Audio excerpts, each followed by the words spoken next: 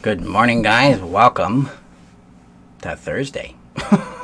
If you don't know me, I'm Marshall Burtcher, and I help you find happiness after codependency through my 3-step system of realigning you with your innate value, your true voice, and your genuine vision for who you are and for what you want in your life.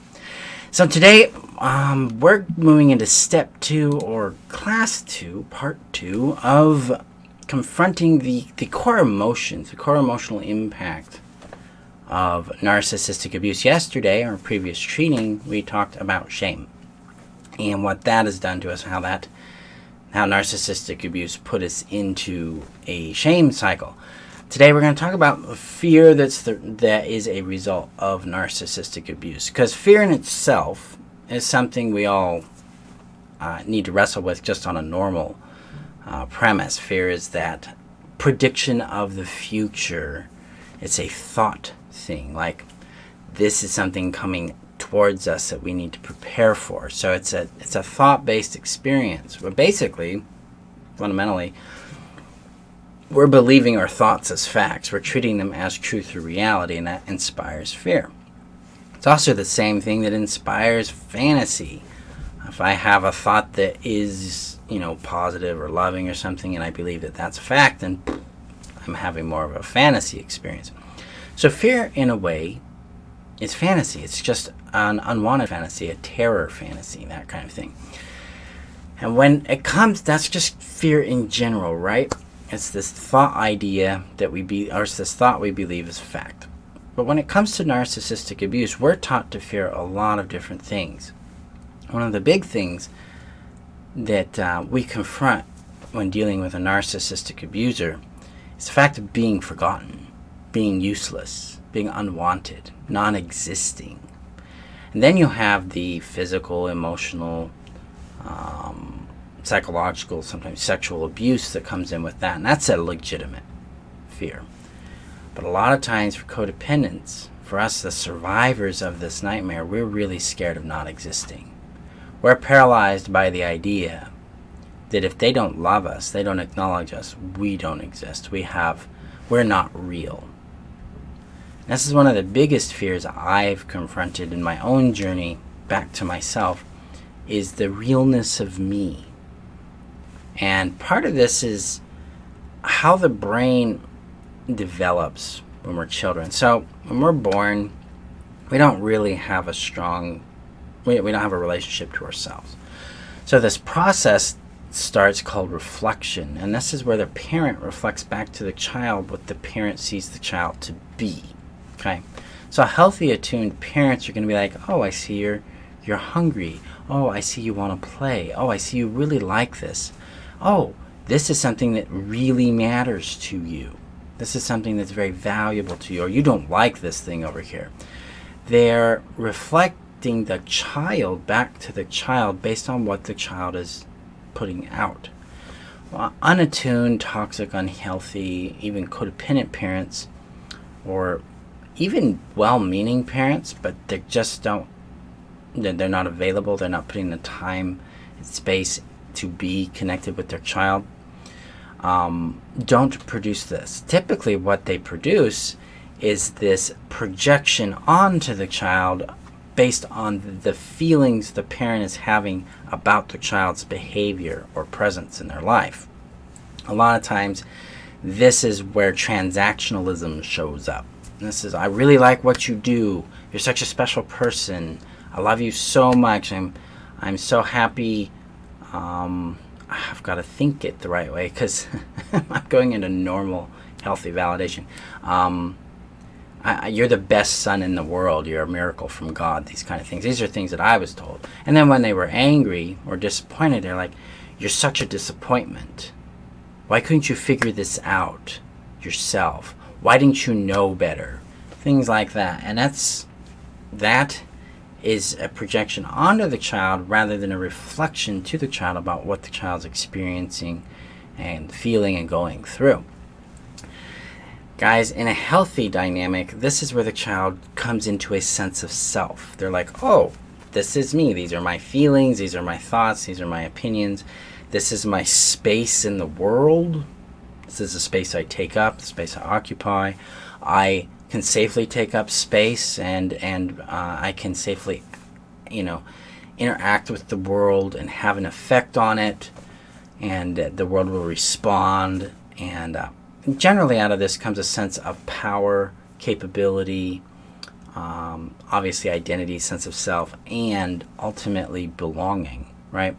They're not helpless, they're not powerless, they're not lost in trying to get something. They feel like they have resource, and that they can pull from those resources to get their needs and wants met in a healthy and constructive way.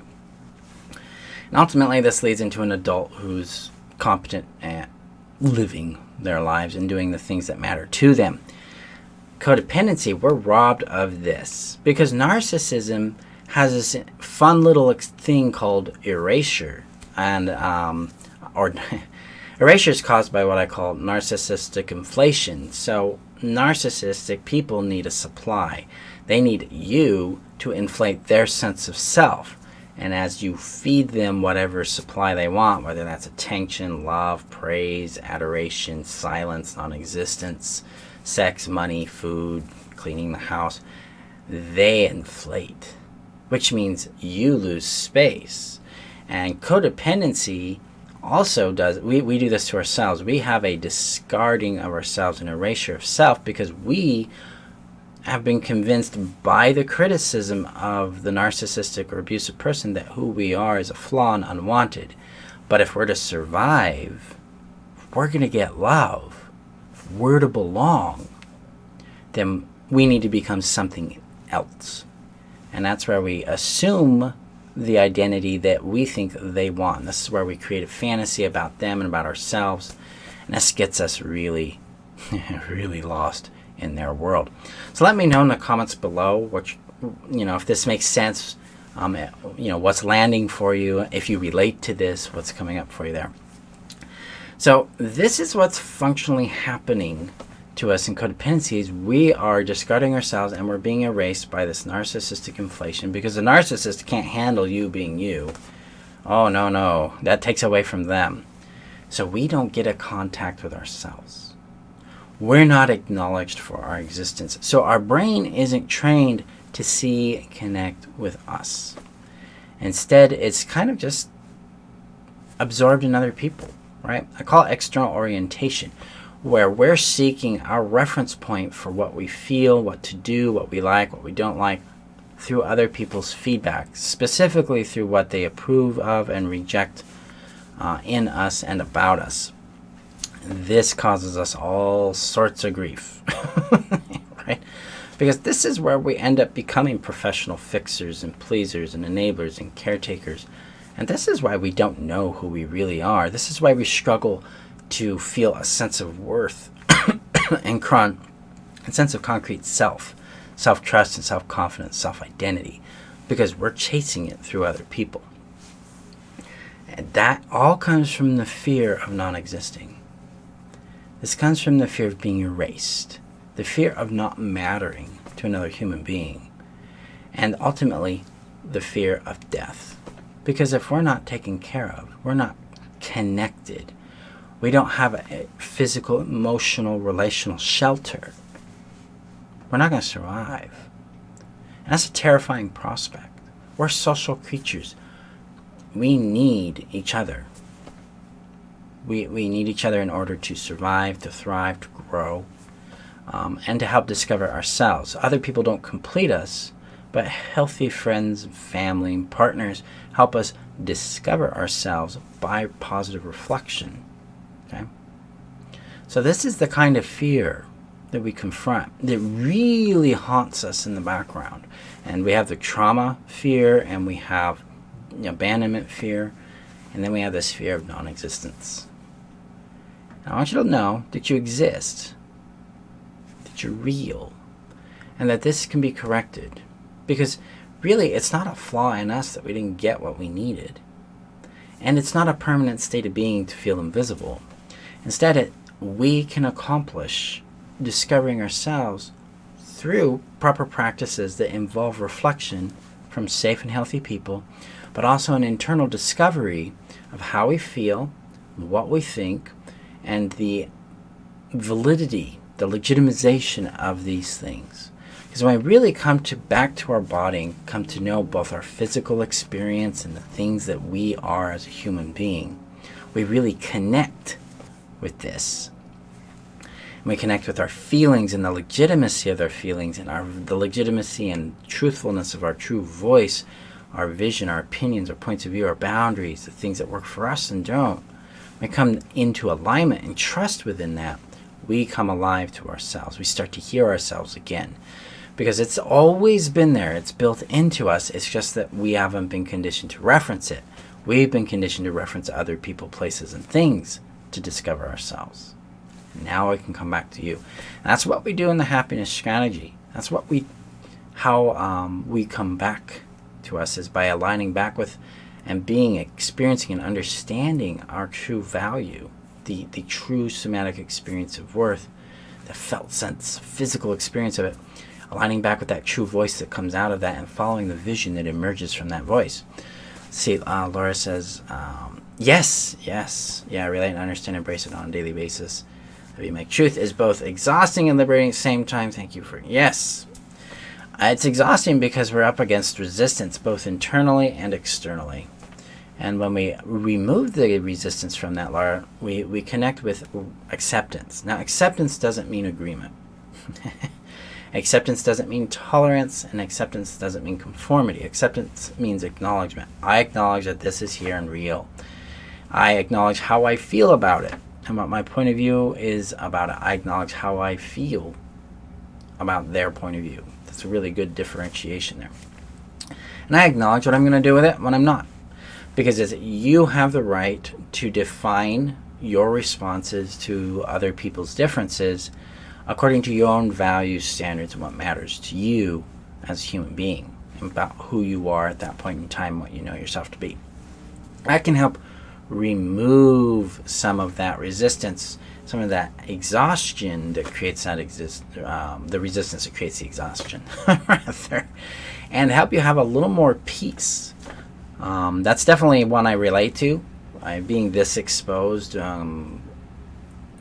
Because this is an exposing act for me. I'm a highly introverted private person, and here we are. I'm out here public, right, doing this big, and it can be a real challenge. And so I maintain it that way. And I've gotten pretty good at disconnecting from people's feedback unless it really hits the spot. Guys, we exist. You exist. You're worth knowing, loving, and keeping. And your journey now is to discover you. The first thing we want to do there is to validate the experience of your fear and regulate your nervous system down so that your brain is more open to feedback and more open to discovery and curiosity.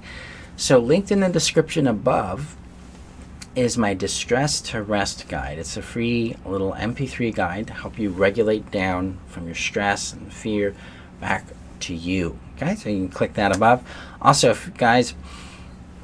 if you're looking for the community that's got your back and moving out of codependency and back into the happiness after it, join the community. And the link is above on Facebook, below on YouTube. And if you're on YouTube, hit that subscribe button. Thank you guys for being here. I appreciate you.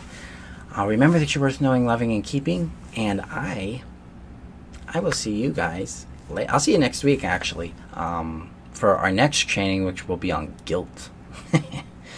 Because we got those 4 impacts of narcissistic abuse: shame, guilt, fear, and fatigue. And next Tuesday, we're doing guilt. So see you then. Be safe. Keep yourself healthy out there. And I'll talk to you soon. Bye-bye.